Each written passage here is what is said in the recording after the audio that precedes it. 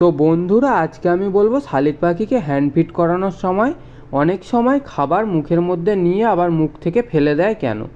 শালিক পাখি মুখে খাবার নেওয়ার পরেও সেটিকে না খেয়ে ফেলে দেওয়ার মূল কারণ হতে পারে আপনি যে খাবারটি খাওয়াচ্ছেন সেই খাবারটি অনেকটা সময় ধরে পড়ে থাকার কারণে খাবারটি নষ্ট হয়ে গেছে। কারণ জল দিয়ে মাখা খাবার 4 থেকে 5 ঘন্টা পড়ে থাকার কারণে খারাপ হয়ে যেতে পারে।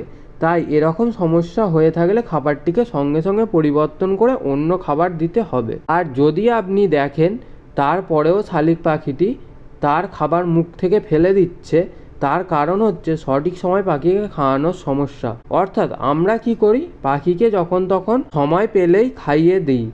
যেমন ধরুন, একদিন আপনার কাছে সময় নেই বলে পাখিকে দিনে 2-3 ঘন্টা ছাড়া একবার করে খাওয়াচ্ছেন, আবার পরের দিন আপনার কাছে বেশি সময় আছে বলে আপনি সেই খাবারটি দিনে 30 থেকে 35 মিনিট ছাড়া অন্তর অন্তর খাওয়াতে থাকছেন।